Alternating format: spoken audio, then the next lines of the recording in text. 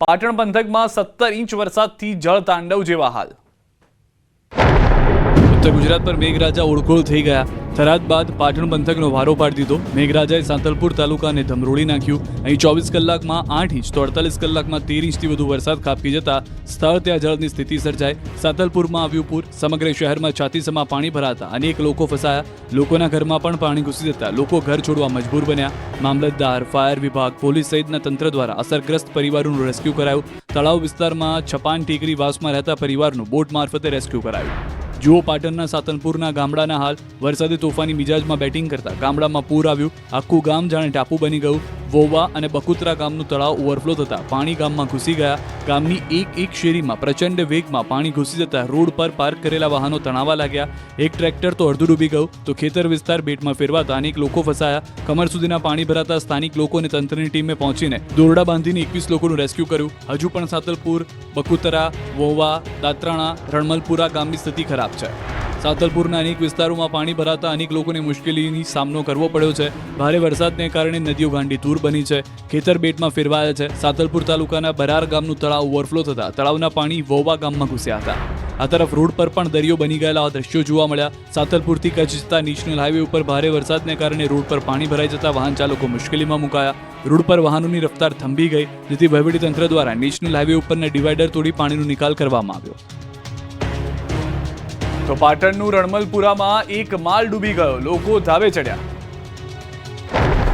પાટણના સાતલપુરમાં 17 ઇંચ વરસાદથી હાલ બેહાલ થઈ ગયા છે। ગામડાઓ તો જાણે ટાપુમાં ફેરવાઈ ગયા છે। જુઓ સાતલપુરના રણમલપુરા ગામના દ્રશ્યો।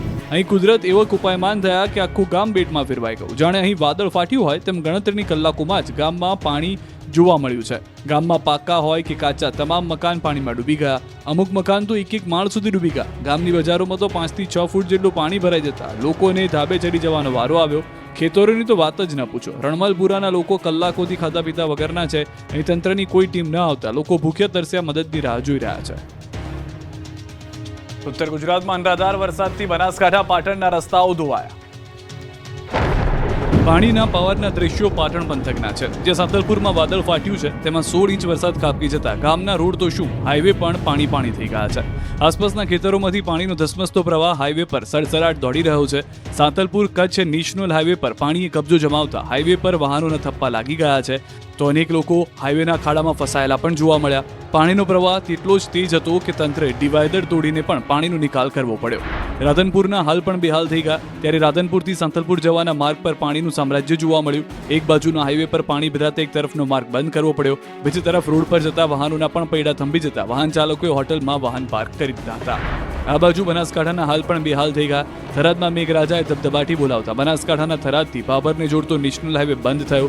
હાઈવે પર પાણી ભરાતા થરાદથી ભાભર જતા લોકો હાઈવે પર પાણીમાં અટવાઈ ગયા। બનાસકાંઠાની તમામ શાળા અને કોલેજમાં રજા જાહેર કરવામાં આવી। ત્યારે થરાદમાં ભારે વરસાદને કારણે સરકારી વિજ્ઞાન કોલેજ પાણીમાં ગરકાવ થઈ ગઈ છે। કોલેજના કેમ્પસમાં 4 ફૂટ સુધી પાણી ભરાતા તમામ શૈક્ષણિક પ્રવૃત્તિઓ સ્થગિત કરવામાં આવી છે। ખાસ વાત એ છે કે એસડીઆરએફની ટીમ માટે રહેવાની વ્યવસ્થા પણ કોલેજમાં જ કરવામાં આવી હતી, પરંતુ હવે ત્યાં પણ પાણી ઘૂસી જતા હાલાકી ઊભી થઈ છે। તંત્ર દ્વારા સ્થિતિ પર નજર રાખવામાં આવી રહી છે। થરાદ વાવના ગ્રામીણ વિસ્તારના હાલ બેહાલ થઈ ગયા। થરાદ વાવના ગ્રામીણ વિસ્તારના ખેતરો બેટમાં ફેરવાયા। બાજરી અને જુવારનો પાક પાણીમાં ડૂબી ગયો। કુદરતના કહેર આગળ ખેડૂતો લાચાર બન્યા છે। વરસાદે ધાનેરા પંથકની સાથે સાથે થરાદમાં પણ એવો જ વિનાશ વેર્યો। તે જુઓ દ્રશ્યો। વરસાદના પાણીનો પાવર એવો કે બધું જ નતમસ્તક થઈ ગયું। ગામના ખેતરથી જાણે કે નદી ઓવરફ્લો થઈ હોય તે રીતે પાણીનો ધસમસતો પ્રવાહ વહેતો થયો। ખેતરો નદી બની ગયા। થરાદ ધાનેરા પંથકમાંથી પસાર થતી રેલ નદીના પાણી ખેતરોમાં ઘૂસી જતા જમીનનું ધોવાણ થઈ ગયું। રેલ નદીના કારણે થરાદના ડુવાથી પાવડાસણ વચ્ચે સંપર્ક કપાયો। અચવાડાથી ડુવાનો સંપર્ક કપાયો। બનાસકાંઠાના થરાદમાં આબ ફાટ્યું, જુઓ જળતાંડવનો ગ્રાઉન્ડ ઝીરો રિપોર્ટ। બનાસકાંઠા પંથકમાં આબ ફાટ્યું। સુઈગામમાં 24 કલાકમાં 16 ઇંચથી વધુ તો થરાદમાં 24 કલાકમાં 10 ઇંચથી વધુ વરસાદ ખાબક્યો, જેથી સર્વત્ર જળબંબાકાર સર્જાયો।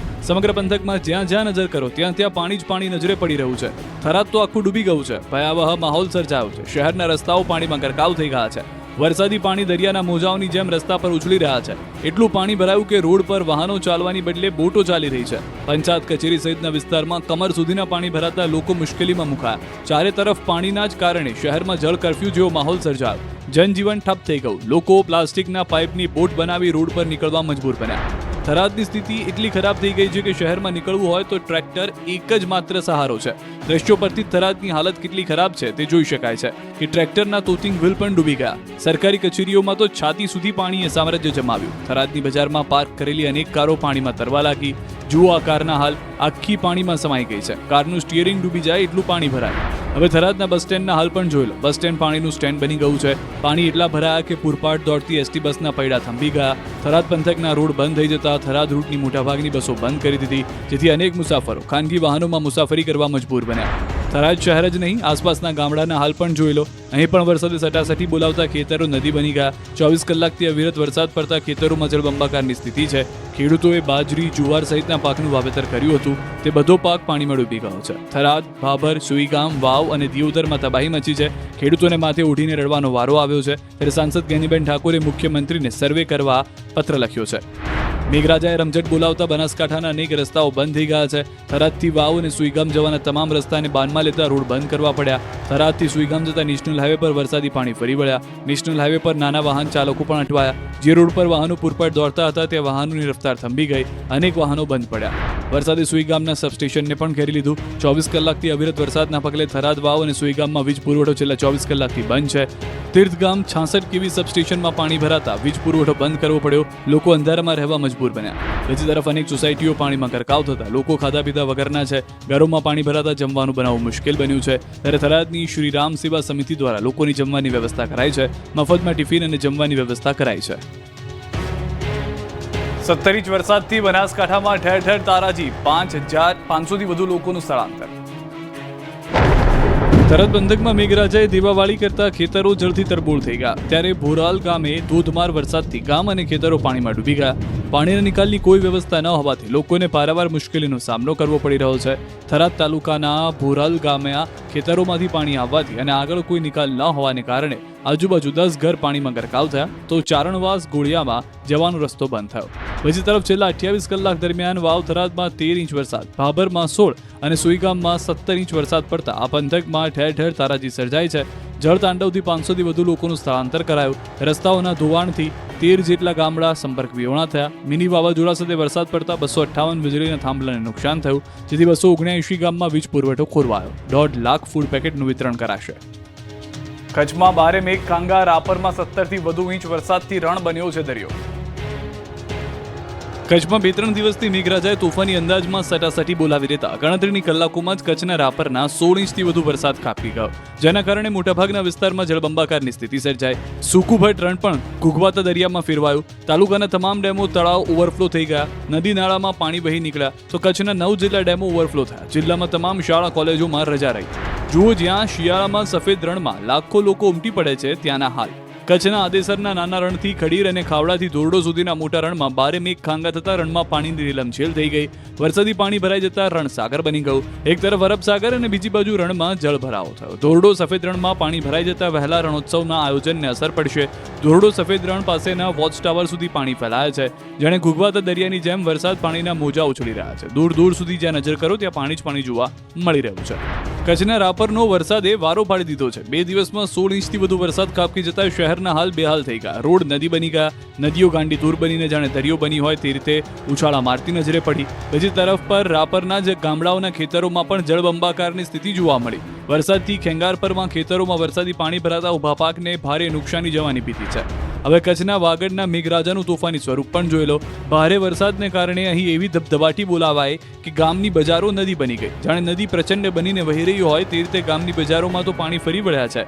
ભારે વરસાદને કારણે રાપરના અનેક વિસ્તારોમાં પણ પાણી ભરાયેલા જોવા મળ્યા. રાપર શહેરમાં શંકરવાડી, તકિયાવાસ, પોલીસ લાઇન, મામલતદાર ક્વાર્ટર, તિરુપતિનગર, ગેલીવાડી, સલારી નાકા, ખોડિયાર મંદિર રોડ, દૂધ ડેરી વિસ્તારમાં પાણી ભરાતા લોકો ફસાયા. રોડ ટાપુમાં ફેરવાઈ જતા વહીવટીતંત્ર પહોંચી શક્યું નહીં. વરસાદી તોફાન મચાવતા ભચાઉ રાપર માર્ગ પર પાણી ફરી વળ્યા. કકરવા પાસે નદી ઓવરફ્લો થતા પાણી માર્ગ પર ફરી વળ્યા પાણી, જેથી રોડ ઉપર વાહન વ્યવહાર બંધ કરવો પડ્યો હતો.